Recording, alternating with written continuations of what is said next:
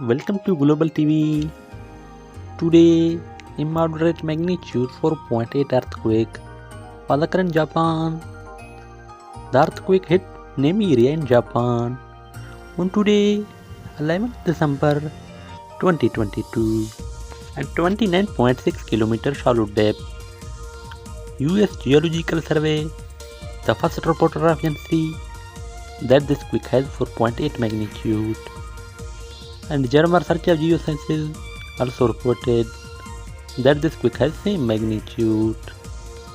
The earthquake hit Japan at a local time 2 p.m.